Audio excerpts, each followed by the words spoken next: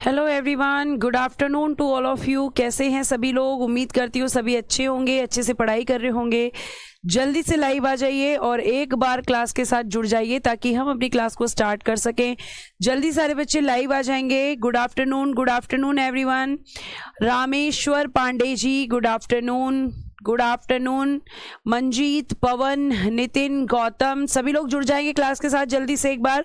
जैसा आप जानते हैं कि मौलिक अधिकार आपका टॉपिक चल रहा है और कल की क्लास में मैंने आपको आर्टिकल 22 तक चीजें पढ़ाई थी। आज आर्टिकल 23, 24 पढ़ाऊंगी, देन 25 से 28 पढ़ेंगे और देन 29 एंड 30 आज हम फंडामेंटल राइट्स को फिनिश करेंगे। कहने का मतलब ये है।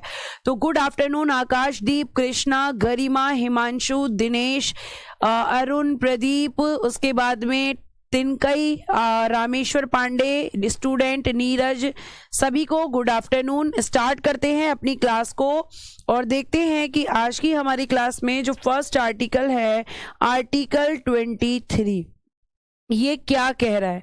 आर्टिकल 23 आपको किस चीज के लिए मना कर रहा है? तो ये कह रहा है कि भैया बलात् श्रम का प्रतिषेध है। ये कह रहा है आर्टिकल 23 इस बात को कह रहा है कि बलात् श्रम का प्रतिषेध यानी कि प्रोहिबिशन ऑफ फोर्स्ड लेबर, किसी भी व्यक्ति से कोई भी काम जबरदस्ती नहीं करवाना है। कौन सा आर्टिकल कह रहा है? 23। तो क्या लिखेंगे? बलात् श्रम का प्रतिषेध, बलात् श्रम का प्रतिषेध, बलात् श्रम का प्रतिषेध, प्रोहिबिशन ऑफ फोर्स्ड लेबर। क्या लिखेंगे? Prohibition of forced labour, prohibition of forced labour, बलात् श्रम का प्रतिषेध, फोर्स्ड लेबर। ठीक है, कि किसी भी व्यक्ति से कोई भी काम जबरदस्ती नहीं करवाना है। अगर कोई व्यक्ति किसी काम को नहीं करना चाहता, उसकी इच्छा नहीं है, तो आप नहीं करवा सकते। जैसे बच्चों, अगर मैं इसका एग्जाम्पल ले लूं, इस आर्टिकल के उदाहरण ले लूं, तो एक हुआ करती थी दास प्रथा। क्या हुआ करती थी? दास प्रथा, जिसको हम कहते हैं स्लेवरी सिस्टम, जिसको हम कहते हैं स्लेवरी सिस्टम, दास प्रथा। तो आर्टिकल 23 कहता है कि आप दास प्रथा को कंटिन्यू नहीं कर सकते, क्योंकि दास प्रथा जो एक ऐसी प्रथा थी जिसमें व्यक्ति को जबरदस्ती काम करवाया जाता था, उसको खाने पीने के लिए नहीं दिया जाता था। तो ये आपकी गलत प्रथा थी। ठीक है, उसके बाद अगर हम बात करते हैं तो आर्टिकल 23 और क्या कहता है? और कह रहा है कि आपको बंधुआ मजदूरी नहीं करवानी है। बंधुआ मजदूरी ये बेटा जी दर पीढ़ी दर चलती थी, यानी कि बाउंडेड लेबर। अगर किसी के पिताजी बंधुआ मजदूर हैं और उनकी डेथ हो गई, तो फिर उनका बेटा या बेटी बंधुआ मजदूर होते थे और इनसे भी व्यक्ति जबरदस्ती काम करवाता था। तो ये आपको ध्यान रखना है कि दास प्रथा, स्लेवरी सिस्टम जो है, उसको, बाउंडेड लेबर को, और क्या लिखा हुआ है? और क्या लिखा हुआ है? और देखिएगा यहां पे ध्यान से सुनिए। कहा गया है कि मनुष्यों का अनैतिक व्यापार, क्या लिखा है? मनुष्यों का वस्तुओं की भांति, मनुष्यों का वस्तुओं की भांति व्यापार पर प्रतिषेध, भांति व्यापार पर प्रतिषेध। कि आपको व्यापार यानी कि ट्रेड, ठीक है, व्यापार पर क्या लगाया गया है? मनुष्यों का वस्तुओं की भांति, मतलब लाइक अ कमोडिटीज, एक वस्तु की तरह आपको मनुष्यों का व्यापार नहीं करना है। तो मनुष्यों का वस्तुओं की भांति व्यापार पर रोक लगाई गई है, जिसको आप कहते हैं ह्यूमन ट्रैफिकिंग। किसके अंदर आता है? ये ह्यूमन ट्रैफिकिंग के अंदर आता है। ये आपको ध्यान रखना है कि ह्यूमन ट्रैफिकिंग के अंदर हमारा आर्टिकल 23 का ये जो है आपका बंधुआ मजदूरी, ठीक है, मनुष्यों का वस्तुओं की भांति क्रय विक्रय, स्त्रियों और बच्चों का अनैतिक व्यापार, स्त्रियों एवं बच्चों का एवं बच्चों का अनैतिक व्यापार, बच्चों का अनैतिक व्यापार, immoral trade off women and children. ठीक है, ये भी आपका प्रतिषेध है, इस पर भी रोक लगाई गई है कि आप ऐसा नहीं कर सकते। साथ साथ आपका इसमें एक और एग्जाम्पल बलात् श्रम, यानी कि फोर्स्ड लेबर, यानी फोर्सफुली आप काम नहीं करा सकते। तो ये सब क्या है, ये सब आर्टिकल 23 के तहत बैन किए गए हैं, ये आपको ध्यान रखना है। Immoral trade off women and children, ये यहाँ पे बैन कर दिया गया है। तो ये भी आपको ध्यान रखना है कि ये सारी आपके जितने भी काम हैं सब फोर्सफुली करे जाने वाले काम हैं, और फोर्सफुली जब भी कोई काम कराया जाता है तो आपको ध्यान रखना है कि फोर्सफुली जब भी कोई काम कराया जाएगा वो आर्टिकल 23 का वायलेशन होगा। ये आपको ध्यान से चीजों को, ये एग्जाम्पल्स थे कि इस तरह की चीजें किसमें, आर्टिकल 23 के तहत प्रतिबंधित की गई हैं। आर्टिकल 23 के तहत इन पर प्रतिबंध लगाया गया है। ठीक है, ये आपको ध्यान रखना है। जी योगेश जी, सही कह रहे हैं आप। ठीक है, आगे देखिएगा, आगे जब हम बात करते हैं तो फिर आता है आपका आर्टिकल 24। आर्टिकल 24, ठीक है, आर्टिकल 24, और इसमें क्या कहा गया है, बालकों का नियोजन में प्रतिषेध, बालकों का नियोजन में प्रतिषेध, बालकों का नियोजन में प्रतिषेध। नियोजन यानी कि एम्प्लॉयमेंट में इनको प्रोहिबिटेड किया गया है, प्रोहिबिटेड ऑफ चाइल्ड एम्प्लॉयमेंट। क्या बोला गया है, प्रोहिबिटेड ऑफ चाइल्ड एम्प्लॉयमेंट, बच्चों से काम करवाने को मना किया गया है। ठीक है, बच्चों से काम करवाने के लिए मना किया गया है। जो बच्चे सिर्फ कमेंट पे ध्यान देंगे वो सिर्फ कमेंट ही करते रहेंगे। दास प्रथा समझा दीजिए। दास प्रथा आपने देखा होगा कि पहले के टाइम पे दास रखे जाते थे और दासियां भी रखी जाती थी, और दास का मतलब होता था कि उनकी स्थिति नौकर से भी खराब होती थी। जो लड़कियां दास होती थी, अगर मैं उनकी बात करती हूं तो लड़कियां दास रखी जाती थी, तो उनको कई बार ऐसी भी जगह दास प्रथा ऐसे भी हुई कि जैसे मंदिर है, मंदिरों में लड़कियों को रख दिया गया दासियों के रूप में, और कहा गया कि इनकी शादी नहीं होगी, आजीवन ये भगवान की सेवा करेंगी, और वहां पे लड़कियों के साथ गलत व्यवहार हुआ। वहां के पंडितों ने ही उनके साथ गलत व्यवहार किया, उनका मिसयूज किया। तो आपको ध्यान रखना है। उसके बाद दास आपके लड़के भी होते थे, तो लड़कों के साथ क्या होता था कि नौकर को पैसे मिलते हैं, नौकर के पैसे भी नहीं मिलते थे। जो काम ये करने के लिए कहते थे वही काम इन दासों को करना पड़ता था, चाहे इनका मन है चाहे नहीं है। और कुछ इसी तरीके की बंधुआ मजदूरी होती थी, ये तो दर पीढ़ी दर चलती रहती थी। और इसमें एक स्टैंप लगा दिया जाता था, अगर आपने देखा होगा तो उड़ान एक सीरियल भी आया था इसी के ऊपर। किसके ऊपर आया था उड़ान सीरियल? इसी बंधुआ मजदूरी के ऊपर आया था आपका उड़ान सीरियल। ठीक है, ये आपको ध्यान रखना है। उसके बाद आपका अगला आर्टिकल 24 क्या कह रहा है, बालकों का नियोजन में प्रतिषेध। आर्टिकल 24 कह रहा है कि आपका prohibition of employment of children, क्या कह रहा है, प्रोहिबिशन ऑफ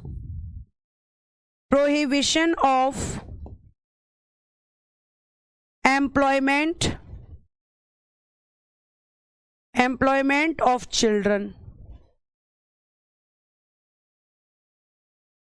बालकों का नियोजन में प्रतिषेध। क्या कह रहा है ये कह रहा है कि 14 वर्ष से कम आयु के बच्चों से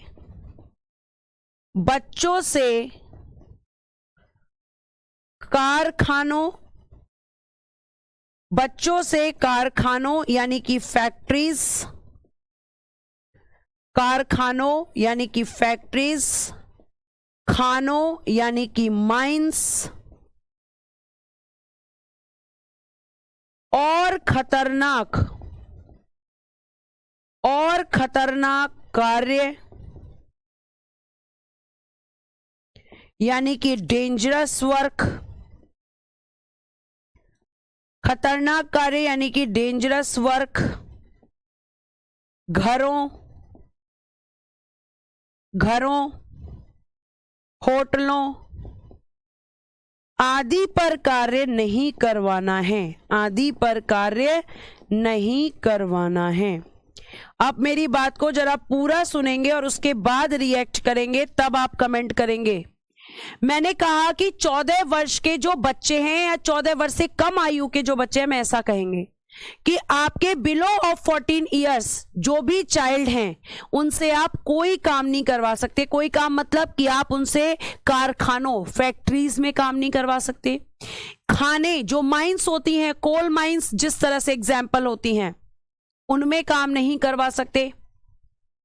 उसके अलावा कोई भी डेंजरस वर्क, कोई भी खतरनाक कार्य, जैसे पटाखों की फैक्ट्री में कार्य, जो क्रैकर्स होते हैं, या कोई भी और ऐसे काम, या फिर अब ये कहा गया, पहले तो केवल कहा गया था कि खतरनाक जगह पे काम नहीं करवा सकते, लेकिन उसके बाद देखा गया कि बच्चों का घरों में नौकरों के रूप में रखकर बच्चों क्या हो गया, बहुत ज्यादा आपका एक्सप्लॉयटेशन किया गया। 14 वर्ष से कम उम्र के बच्चों की बात हो रही है अभी।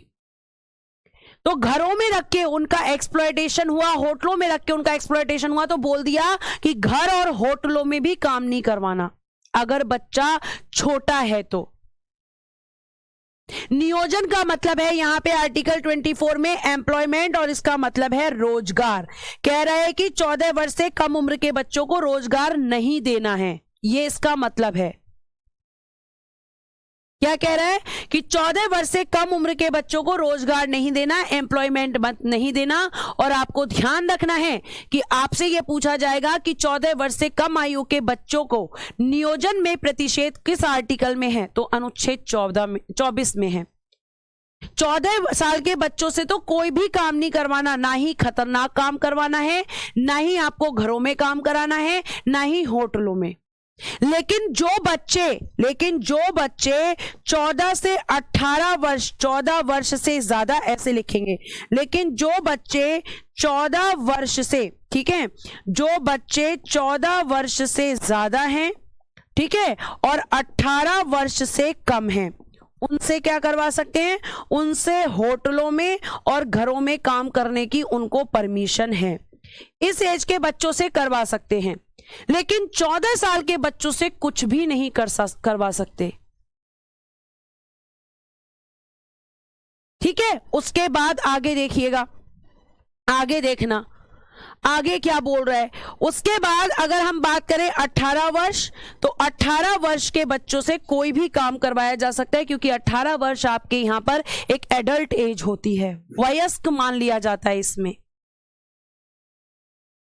हाँ, आ जाएगा, ये दोनों पॉइंट्स एक ही बात कह रहे हैं, ये अलग अलग मैंने इसलिए लिखवा दिया है ताकि कंफ्यूजन ना हो, केवल ये दोनों एक ही बात है।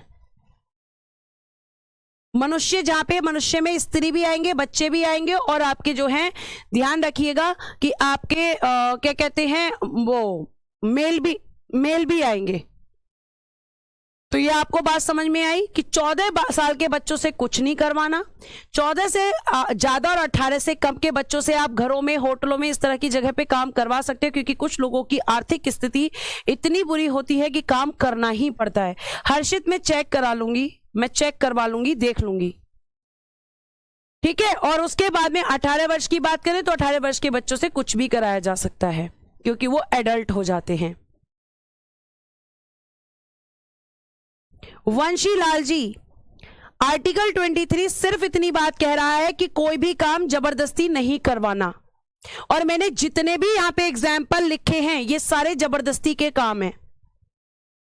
और जबरदस्ती अगर कोई काम करवा रहा है तो आर्टिकल 23 का जो है वायलेशन कर रहा है, क्योंकि वहां साफ साफ लिखा है कि फोर्सफुली, बलात् श्रम क्या होता है कि बल के द्वारा किसी से काम करवाना, कि ना तुझे करना ही पड़ेगा ये काम। क्या मनुष्य, और जो आपके मनुष्य की अगर हम बात करें, मेल हो गए, फीमेल हो गए या बच्चे हो गए, क्या वो अपनी मर्जी से व्यापार करने के लिए राजी होते हैं? नहीं होते मैम।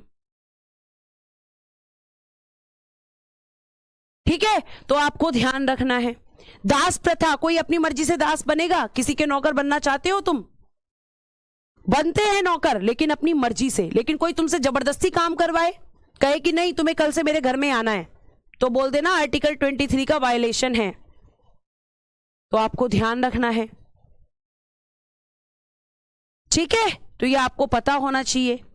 यह आपका आर्टिकल 23 और 24 है। आगे चलते हैं।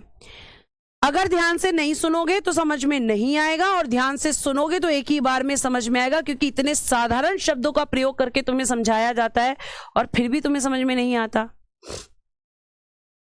ठीक है, आर्टिकल 25 ये क्या कह रहा है? अब देखो 25 से लेकर 28 तक, आर्टिकल 25 से 28 तक क्या है? धार्मिक स्वतंत्रता। किसकी बात की गई है? धार्मिक स्वतंत्रता की बात की गई है। आपको ध्यान रखना है, धार्मिक स्वतंत्रता। ठीक है, मतलब आपकी रिलीजन से रिलेटेड स्वतंत्रताओं की बात की गई है। अब क्या क्या स्वतंत्रता है? आर्टिकल 25 कह रहा है कि भैया आपको दिया गया है अंतःकरण की स्वतंत्रता, अंतःकरण की स्वतंत्रता। और इसका मतलब है कि आप किसी भी धर्म को अपना सकते हैं, किसी भी धर्म को अपना सकते हैं। आपकी मर्जी है कि आप क्या बनना चाहते हैं। आप हिंदू बनना चाहते हैं, आप मुस्लिम बनना चाहते हैं, आप सिख बनना चाहते हैं, आप जैन बनना चाहते हैं, आप बौद्ध या पारसी बनना चाहते हैं। तो यह आपको ध्यान रखना है कि यहां पे आपका अंतःकरण की स्वतंत्रता का मतलब होता है कि व्यक्ति किसी भी धर्म को अपना सकता है। ठीक है, किसी भी धर्म को अपना सकता है और क्या कर सकता है? धर्म को मान सकता है। जो धर्म उसने अपनाया है उसको मान सकता है, धर्म को मान सकता है। और बेटा अपने धर्म का प्रचार प्रसार कर सकता है। प्रचार प्रसार को कहते हैं प्रोपोगेशन। ठीक है, प्रचार प्रसार, तो प्रोपोगेशन ऑफ रिलीजन।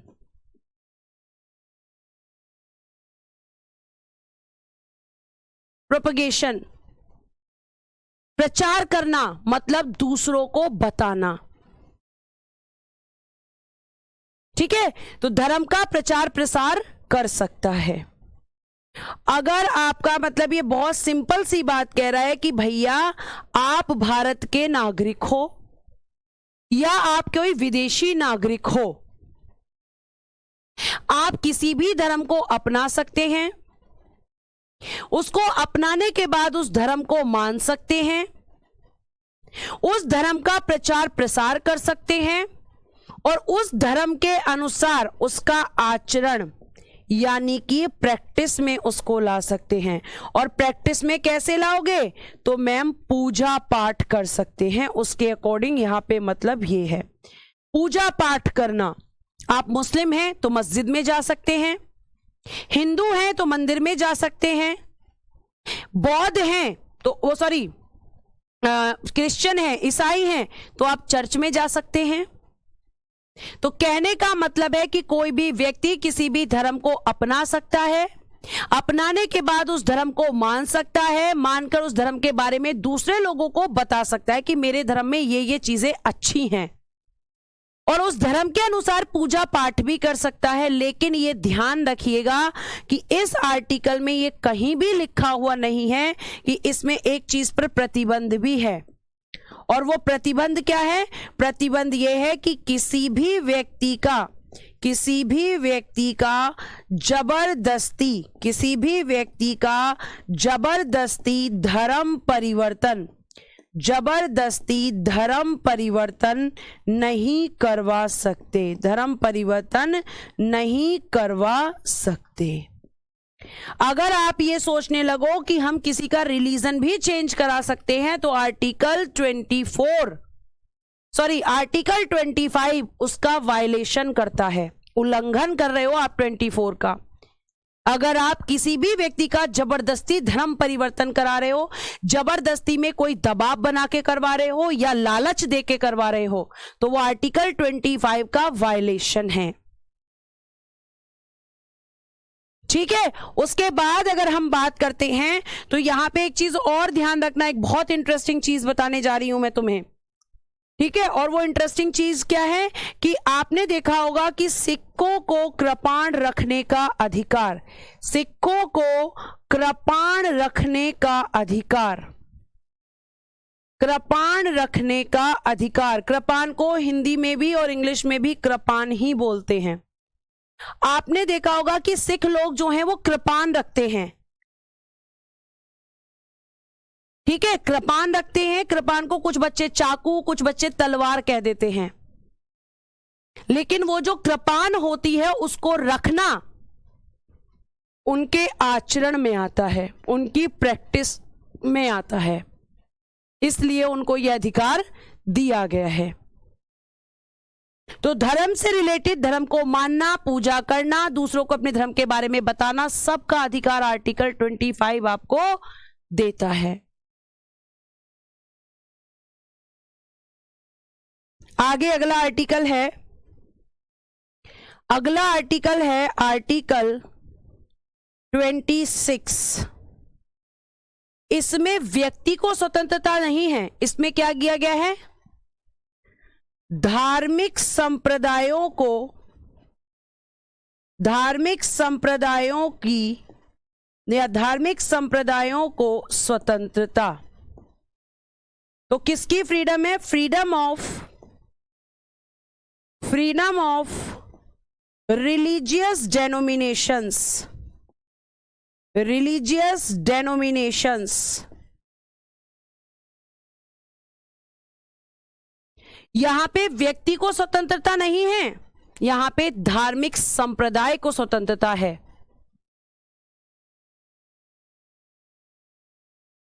किसी भी व्यक्ति का जबरदस्ती धर्म परिवर्तन, एक मिनट, यहां परिवर्तन लिखना रह गया है,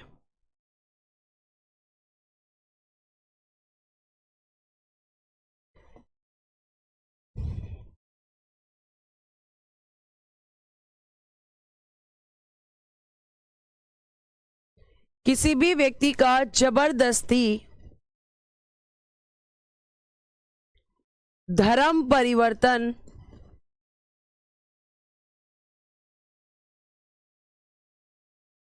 नहीं करवा सकते। ठीक है, आगे देखना, धार्मिक संप्रदाय क्या होता है, किसको आप यहां पे स्वतंत्रता दे रही हैं, वो धार्मिक संप्रदाय है क्या। तो धार्मिक संप्रदाय या रिलीजियस डेनोमिनेशन की अगर मैं परिभाषा की बात करती हूं तो इसके लिए कुछ कंडीशन होती हैं कि किसको हम धार्मिक संप्रदाय कहेंगे। धार्मिक संप्रदायों की जब हम बात करते हैं तो इसमें कहा जाता है कि सबसे पहले धार्मिक संप्रदाय बनाने के लिए लोगों का एक समूह होना चाहिए। क्या होना चाहिए, लोगों का एक समूह, ग्रुप ऑफ पीपल होना चाहिए। क्या होना चाहिए, group of people, group of people, लोगों का समूह होना चाहिए। इस समूह का एक ही धर्म होना चाहिए, एक ही धर्म, यानी कि वन रिलीजन, कोई भी एक धर्म हो। हिंदू हैं तो सारे हिंदू हो, सिख हैं तो सिख हो, जैन हैं तो जैन हो, बौद्ध हैं तो बौद्ध हो। ठीक है। और कह रहा है कि इसके साथ साथ, और क्या कह रहा है बेटा, और क्या कह रहा है ये, और कह रहा है कि इस समूह का एक उद्देश्य हो। अगला पॉइंट कह रहा है कि इस समूह का एक ही उद्देश्य हो, का एक ही उद्देश्य, यानी कि मोटिव भी कितने होने चाहिए, एक ही होना चाहिए। और अगला कह रहा है कि इसका एक नाम हो, इसका एक नाम हो। जैसे हम एग्जाम्पल अगर लें तो एग्जाम्पल क्या लेंगे, रामकृष्ण मिशन हम एग्जाम्पल ले सकते हैं। क्या ले सकते हैं? रामकृष्ण मिशन। रामकृष्ण मिशन में जितने भी लोग हैं वो एक समूह है, उस समूह में एक ही धर्म है, उस समूह में एक ही उद्देश्य है और उस समूह का एक नाम है रामकृष्ण मिशन। और आप कह सकते हैं आरएसएस, आप कह सकते हैं आर्य समाज, लेकिन आप ब्रह्म समाज नहीं कह सकते, क्योंकि ब्रह्म समाज आगे जाकर उनके अलग अलग उद्देश्य हो जाते हैं। तो उद्देश्य भी एक होना चाहिए। यह होता है धार्मिक संप्रदाय। तो आर्टिकल 26 सिंपल पूछा जाएगा आपसे कि आर्टिकल 26 में क्या है, तो बोल देना धार्मिक संप्रदायों को स्वतंत्रता। और धार्मिक संप्रदायों को मैम जो स्वतंत्रता दी गई है, जो फ्रीडम दी गई है, ये तो समझ आ गया कि ये धार्मिक संप्रदाय है, लेकिन इनकी स्वतंत्रता क्या है? तो इनकी स्वतंत्रता है कि ये लोग संपत्ति खरीद सकते हैं, संपत्ति खरीद सकते हैं, परचेज ऑफ द प्रॉपर्टी, संपत्ति खरीद सकते हैं, पहली स्वतंत्रता। दूसरी स्वतंत्रता, धार्मिक संप्रदायों की स्थापना कर सकते हैं, धार्मिक संप्रदायों की स्थापना, धार्मिक संप्रदायों की स्थापना, स्थापना और प्रशासन का भी अधिकार है, और प्रशासन का अधिकार। ये लोग जो मिलकर यहां पे स्थापना करेंगे धार्मिक संप्रदाय की, क्योंकि भैया स्थापना करनी है, एक जगह बनानी है, तो प्रॉपर्टी चाहिए, ठीक है। तो आपको ध्यान रखना है कि प्रॉपर्टी चाहिए, और प्रॉपर्टी पे क्या बना रहे हैं? अपने संप्रदाय। तो उन संप्रदायों की स्थापना भी यही करेंगे और उनका प्रशासन भी यही करेंगे। ये इनकी स्वतंत्रता है। तो ये आपका है आर्टिकल 26। आर्टिकल 27,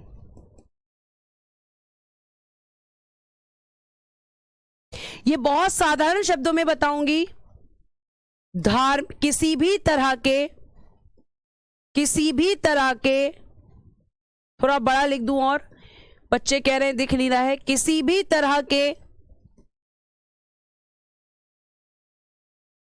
धार्मिक कर पर प्रतिबंध, धार्मिक कर पर, कर यानी कि टैक्स, कैसा tax? Religious tax, religious tax, धार्मिक कर पर प्रतिबंध। यह कह रहा है कि आप किसी भी व्यक्ति पे धर्म के आधार पे टैक्स नहीं लगा सकते, या कोई व्यक्ति अमाउंट दे रहा है, चैरिटी दे रहा है किसी मंदिर में, तो आप उस पे टैक्स नहीं लगा सकते। कुलदीप कह रहे हैं मैम आप जो पढ़ा रहे हो इनसे प्रश्न बनेंगे। भैया प्रश्न बनेंगे तभी मैं पढ़ा रही हूं, ये तो कोई क्वेश्चन ही नहीं हुआ। ऐसा थोड़ी है कि मैं आउट ऑफ सिलेबस पढ़ा रही हूं। फंडामेंटल राइट्स बहुत इंपॉर्टेंट टॉपिक है, यहां से प्रश्न बनते हैं और इनके एग्जाम्पल से भी प्रश्न बनते हैं। बिल्कुल आपके यहां से क्वेश्चन बनेंगे भाई, प्रीवियस ईयर उठा के तो देखो।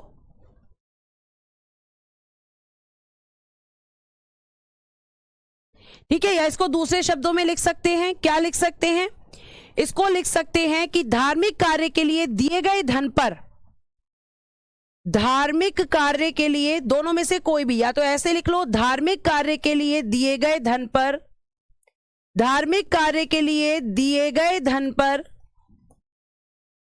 दिए गए धन पर टैक्स नहीं लगा सकते, धन पर टैक्स नहीं लगा सकते, टैक्स नहीं लगा सकते। तो ये कह रहा है कि भैया रिलीजियस टैक्स नहीं लेना, बस सिंपल बात समझो कि धर्म के आधार पे कोई टैक्स नहीं लेना। अगर कोई धर्म के नाम पे पैसा दे रहा है तो उस पे भी टैक्स नहीं लेना, या ये नहीं, हाँ बिल्कुल मंदिरों पर टैक्स क्यों नहीं लगता? क्योंकि नहीं लगता, आर्टिकल 27 ऐसा कहता है। विपिन जी, नहीं किसने बोला है? सॉरी, सुनील कुमार ने।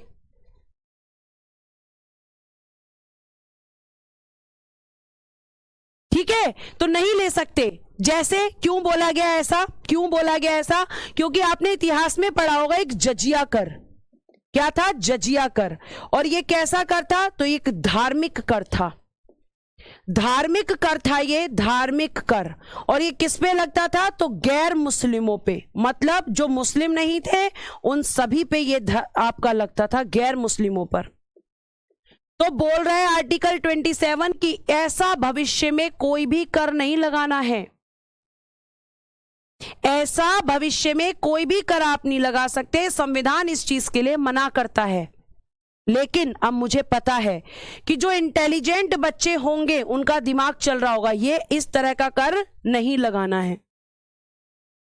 कुछ बच्चे ऐसे होंगे जिनका दिमाग काम कर रहा होगा, और आप जो हैं अगर होते तो आप मुझसे ये पूछ लेते, लेकिन मैम जब हम मंदिरों में जाते हैं तो बहुत सारे मंदिरों में हमसे पैसे लिए जाते हैं, वो क्या है? फिर वो क्यों लिए जाते हैं? क्योंकि बेटा वो टैक्स नहीं है, वो शुल्क है। शुल्क में और टैक्स में अंतर होता है, ध्यान रखिएगा। आर्टिकल 27 कह रहा है कि धार्मिक कर नहीं लगाना है, ठीक है, बहुत बढ़िया बात है, धार्मिक कर नहीं लगाना। लेकिन यह कह रहा है कि बेटा शुल्क यानी कि फीस ले सकते हैं। क्या ले सकते हैं?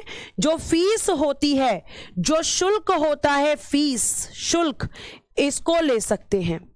फीस ले सकते हैं, शुल्क ले सकते हैं। क्यों ले सकते हैं? क्योंकि शुल्क तब दिया जाता है, लिया जाता है जब हम सर्विसेज लेते हैं, जब हम सेवाएं लेते हैं, सब हम सेवाएं लेते हैं। बेटा जब मंदिर के अंदर जाओगे, वहां से प्रसाद खरीदोगे, तब पैसे लिए जाएंगे।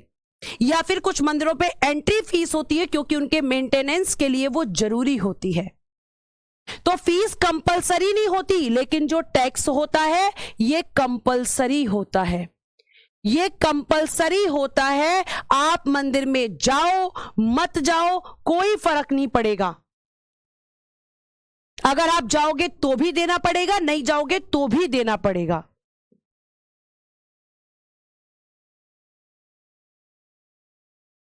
ठीक है, ये आपको ध्यान रखना है। मैम जी जजिया सभी पे थोड़ी था, पंडितों पे नहीं था, ब्राह्मणों पे जजिया लगाया था फिरोजशाह तुगलक ने। हिमांशु आपके प्रश्न का उत्तर। तो बेटा शुल्क में और उसमें क्या अंतर होता है? शुल्क का मतलब होता है कि हमें तभी देना पड़ेगा जब हम सर्विसेज लेंगे, लेकिन टैक्स कंपलसरी होगा। अगर धार्मिक कर लगने लग जाए तो आप चाहे मंदिर में जाओ या मत जाओ, तुम्हें टैक्स देना पड़ेगा। लेकिन फीस तुम्हें तभी देनी पड़ेगी जब तुम मंदिर में जाओगे, तब तुम दोगे, क्योंकि वहां के वो चार्जेस हैं, वो फीस है। मैंने स्पेलिंग ओके, ठीक है, तो ये आपको ध्यान रखना है, क्योंकि वो यहां पर चार्ज जो है आपके सर्विसेज के बदले आपसे लिया जा रहा है, तो आपको ध्यान रखना है। ठीक है, रोज रोज एक क्वेश्चन मत पूछा करो भाई। आर्टिकल अब आप कौन सा देखेंगे? 28, बहुत सिंपल है। आर्टिकल 28 कह रहा है, ये कह रहा है कि आपके, ये कह रहा है कि आपके ऐसे विद्यालय जिनमें सरकार जो है पैसा लगाती है, उनमें धार्मिक शिक्षा नहीं दी जाएगी। तो इसमें पहले लिखना शैक्षणिक संस्थानों में, शैक्षणिक संस्थानों में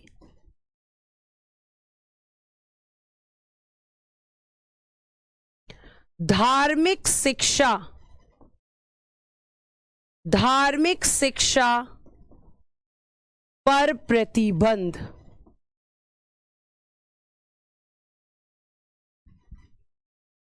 रिस्ट्रिक्शन लगाई गई है, कहां पर?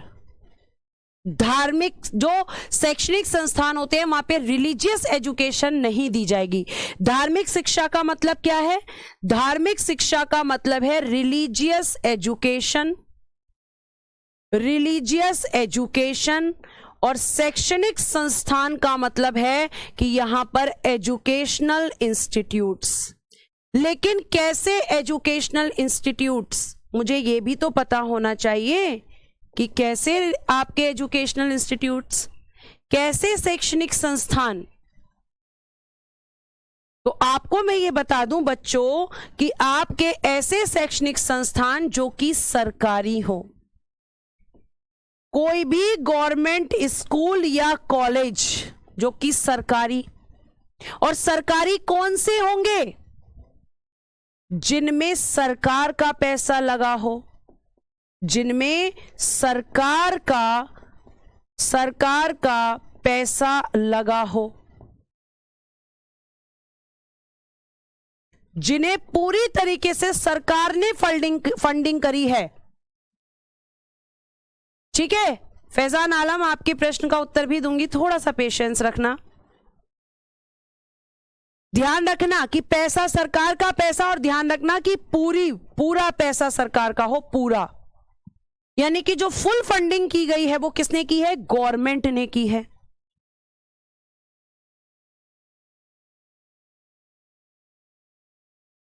तो ये आपका मना कर रहा है। अभी आपके ये मदरसे जो मुस्लिम बच्चों वाला, उर्दू वाला ये जो चल रहा है आपका, उसका भी उत्तर दूंगी, लेकिन आप पेशेंस रखिए।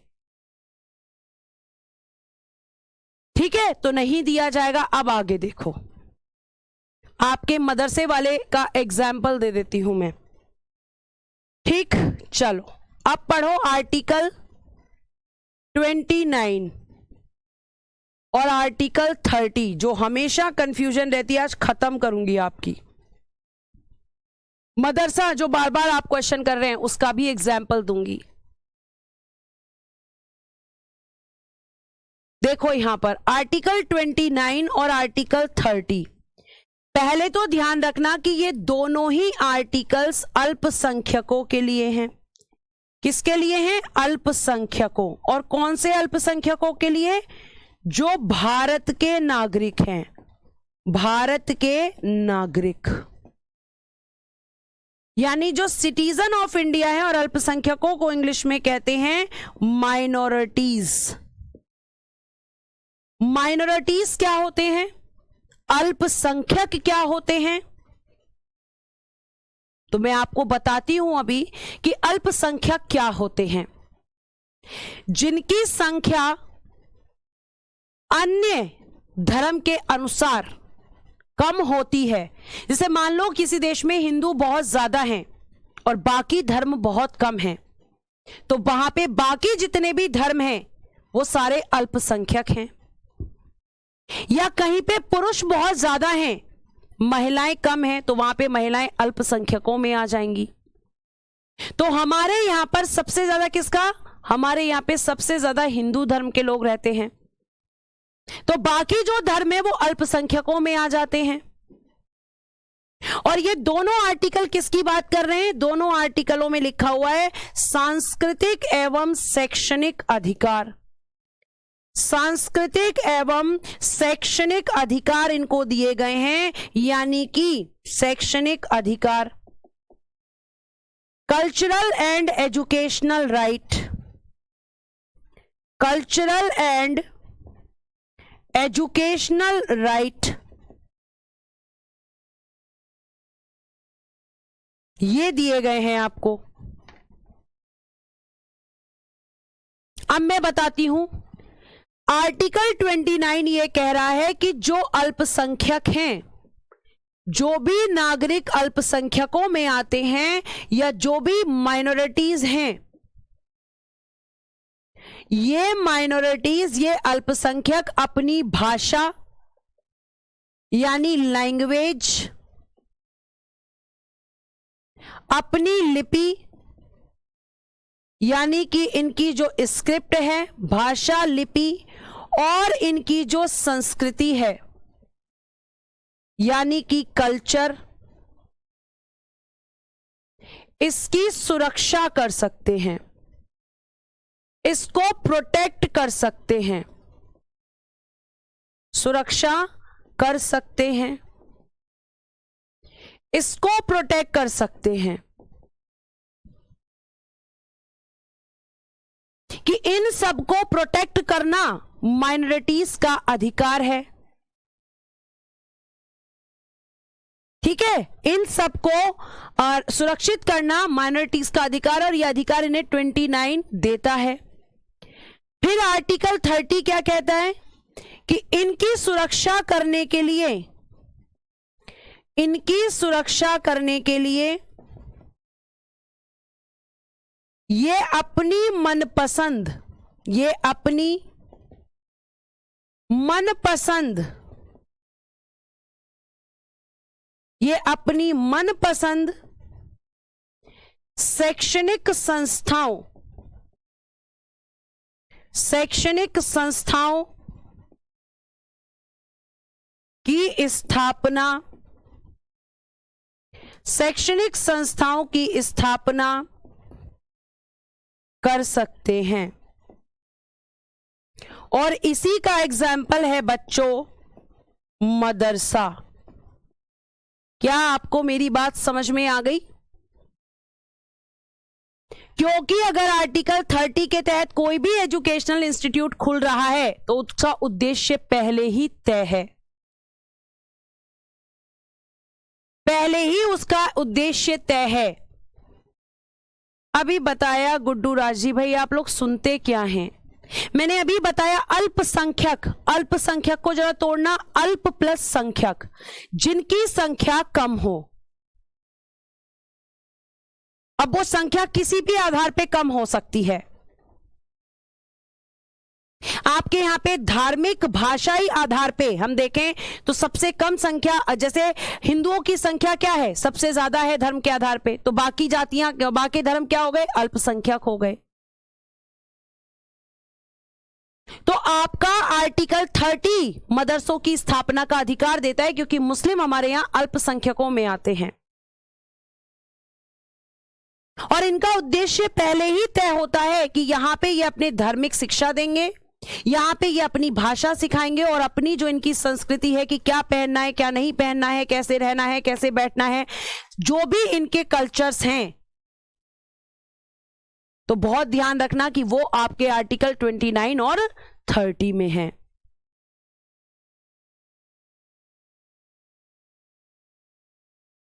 ठीक है, तो ये आपको ध्यान रखना है। यह आपका आर्टिकल 29 और 30 है। आगे हम बात करते हैं बेटा जी आर्टिकल 31 की, तो मैं आपको पहले ही पढ़ा चुकी हूं। यह क्या हो चुका है, समाप्त। सारे बच्चों को पता होगा कि यह खत्म हो चुका है। इसमें राइट टू प्रॉपर्टी था, इसमें संपत्ति का अधिकार था, जो अब एक मौलिक अधिकार नहीं है।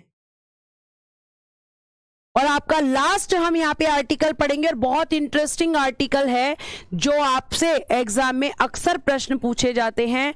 आर्टिकल 32, इसे कहते हैं संवैधानिक,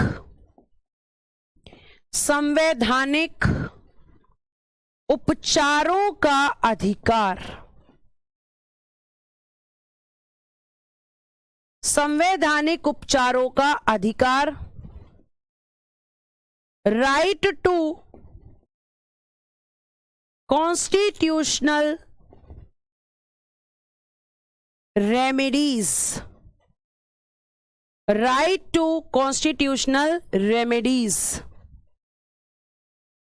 और इसी आर्टिकल को बहुत पूछा जाता है, ये फेवरेट क्वेश्चन है एग्जामिनर का जो मैं बताने जा रही हूं।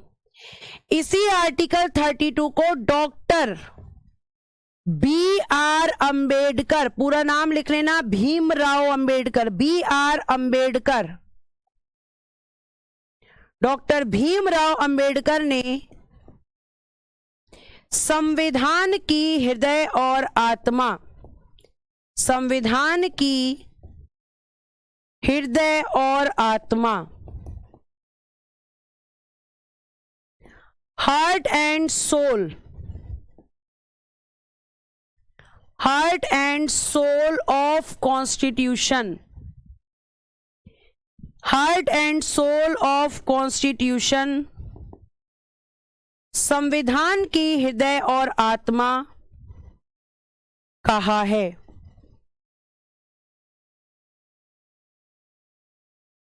B.R. अंबेडकर ने, यह पूछा जाता है कि B.R. अंबेडकर ने किसे संविधान की हृदय और आत्मा कहा है, तो आपको ध्यान रखना है कि अंबेडकर ने कहा है। जी हरिद्वार चौहान जी, हो जाएगा, ठीक है, हो जाएगा। तो ये आपको ध्यान रखना है। अच्छा, इसमें है क्या, तो आपको मैं बता दूं कि आर्टिकल 32 के तहत उच्चतम न्यायालय यानी कि सुप्रीम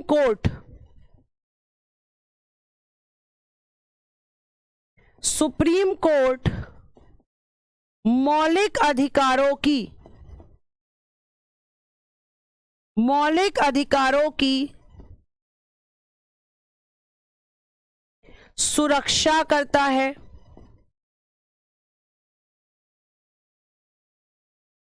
मौलिक अधिकारों की सुरक्षा करता है और इसके लिए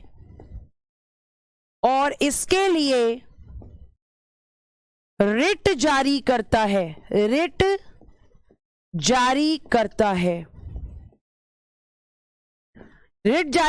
है और यही कार्य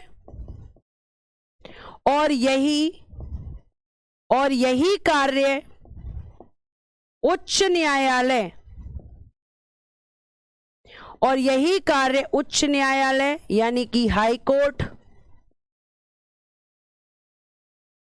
और यही कार्य उच्च न्यायालय आर्टिकल 226 के तहत करता है। यानी कि आपके मौलिक अधिकारों की सुरक्षा करना सुप्रीम कोर्ट और हाई कोर्ट दोनों का काम है। सुप्रीम कोर्ट अनुच्छेद 32 की जो है, या हम कह सकते हैं 32 नंबर की बस पकड़ेंगे तो सुप्रीम कोर्ट पहुंचेंगे, और 226 नंबर की बस पकड़ेंगे तो हाई कोर्ट पहुंचेंगे। और ये दोनों ही मौलिक अधिकारों की सुरक्षा करते हैं, लेकिन आर्टिकल अलग अलग हैं और दोनों ही अधिकारों की सुरक्षा करने के लिए रिटों को जारी करते हैं।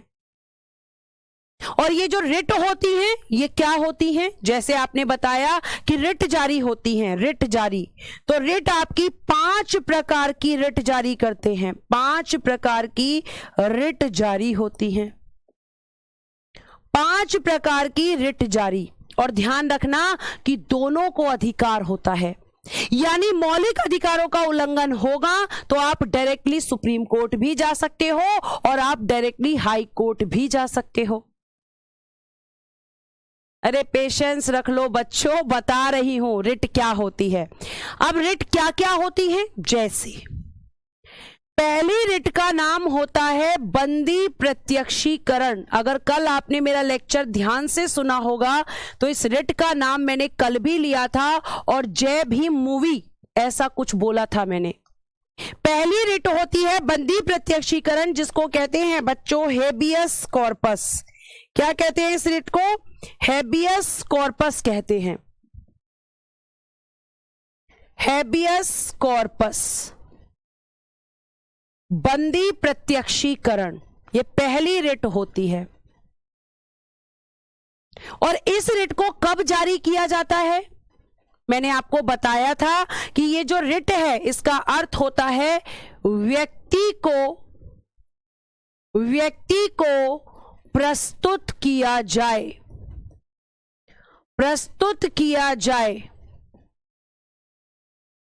24 घंटे के अंदर विद इन 24 आवर्स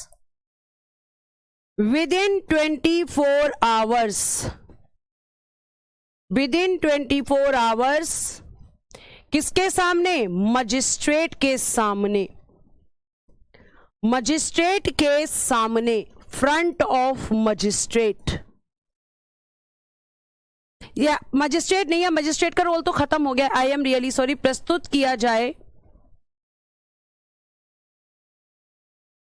अभी समझाती हूं, प्रस्तुत किया जाए कोर्ट के सामने, यानी कि फ्रंट ऑफ कोर्ट। अब ध्यान से सुनना, मैंने आपको बताया था कि आर्टिकल 22 के तहत आपको कुछ अधिकार हैं कि पुलिस जब आपको गिरफ्तार करके ले गई है तो पुलिस का यह कर्तव्य होता है कि पुलिस गिरफ्तार व्यक्ति को 24 घंटे के अंदर मजिस्ट्रेट के सामने लेकर जाए। जब वो मजिस्ट्रेट के सामने लेकर जा रही है तब तो ठीक है, लेकिन पुलिस ने किसी व्यक्ति को गिरफ्तार किया और वो 24 घंटे से ज्यादा उसने मजिस्ट्रेट की परमिशन के बिना उस व्यक्ति को अपने पास रखा, और यह बात उसके परिवार वालों ने जाकर हैबियस कॉर्पस रिट जारी करवा दी। कहां से? सुप्रीम कोर्ट या हाई कोर्ट, कहीं भी जा सकते हो। ठीक है, यह आपको ध्यान रखना है। तो बच्चों, इसने क्या कहा? इस कोर्ट ने यह कहा उस व्यक्ति को जिसने गिरफ्तार किया है कि तुमने व्यक्ति को कोर्ट के सामने पेश नहीं किया या मजिस्ट्रेट के सामने पेश नहीं किया, इसका मतलब तुमने पहली बात तो आर्टिकल 22 का उल्लंघन किया, और इसलिए मैं अब तुम्हारे खिलाफ ये बंदी प्रत्यक्षीकरण रिट, हैबियस कॉर्पस रिट जारी कर रहा हूं, जिसमें तुम्हें क्या करना है कि जिस व्यक्ति को तुमने गिरफ्तार किया है, व्यक्ति को प्रस्तुत किया जाए। कौन से व्यक्ति को? तो मैम गिरफ्तार व्यक्ति की बात कर रहा है, गिरफ्तार व्यक्ति को, जिस व्यक्ति को अरेस्ट किया गया है और जिस पुलिस ऑफिसर ने अरेस्ट किया है, उसके लिए यह रिट जारी हुई है। गिरफ्तार व्यक्ति को प्रस्तुत करने के लिए किससे कहा जा रहा है? जिस ऑफिसर ने उस व्यक्ति को अरेस्ट किया है, कि आप उसको हमारे सामने लेकर आइए। यह हैबियस कॉर्पस रिट का मतलब होता है कि जब किसी व्यक्ति को कोर्ट के सामने पेश नहीं किया जा सकता,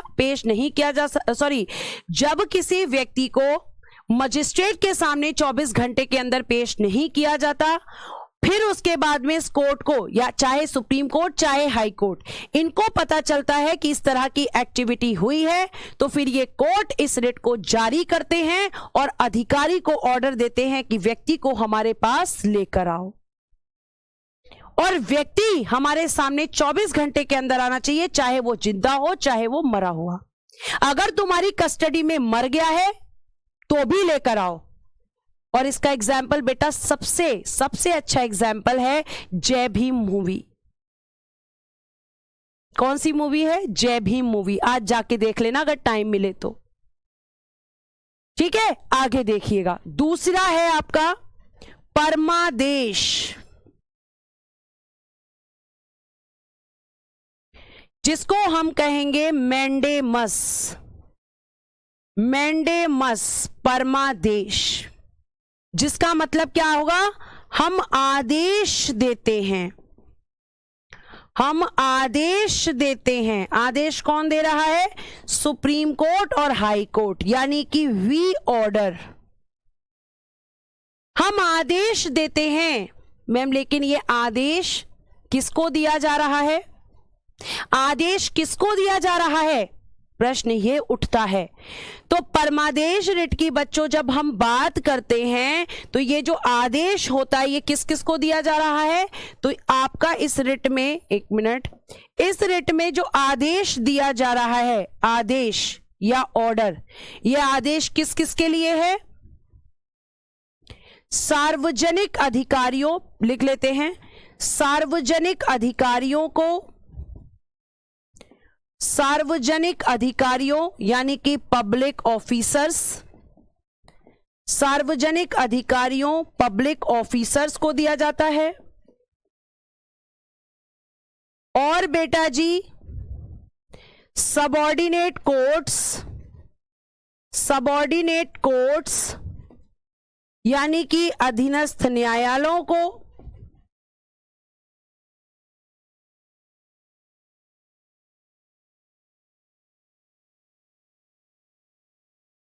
पब्लिक ऑफिसर्स को, गवर्नमेंट्स सरकारों को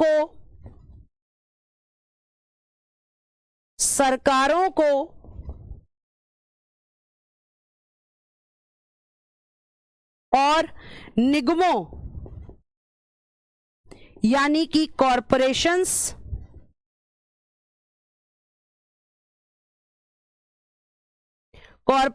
को कब दिया जाता है आदेश?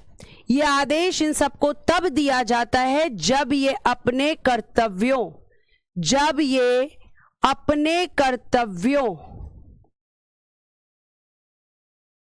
अपने कर्तव्यों के निर्वहन को करने से मना कर देते हैं, करने से मना कर देते हैं। यानी आप जानते हो कि एक गवर्नमेंट ऑफिसर है और उस गवर्नमेंट ऑफिसर का ये काम है, या आप ये जानते हो कि अगर मेरे घर के पास गंदगी है तो उसको साफ कराना नगर निगम का काम है, और आप उनके पास जा रहे हो लेकिन वो आपका काम नहीं कर रहे, तो बेटा जी फिर उनको ये कोर्ट आदेश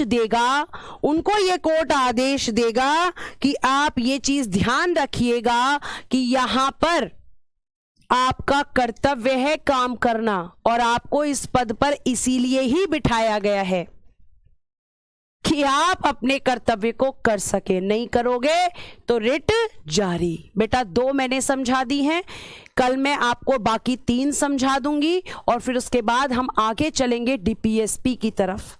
डीपीएसपी में केबल और केबल आपके आर्टिकल्स हैं, तो वो मैं आपको जो है पीडीएफ, उसमें भी आर्टिकल हैं, वो मैं आपको पीडीएफ के थ्रू कराऊंगी ताकि आपका टाइम ज्यादा ना जाए। ठीक है, जय भीम। देखें आनंद कुमार, ठीक है, जिन्होंने देखी है बहुत अच्छी बात है। अंधा कानून बहुत मस्त थी मैम, चलो बहुत बढ़िया। प्रदीप कुमार जी आपने मूवी भी देख ली जाकर। ठीक है बच्चों, अब देखो कुछ बच्चे कह रहे हैं मैम शायरी सुना दो। बेटा मुझे शायरी नहीं आती, उसके लिए मुझे माफ करिएगा।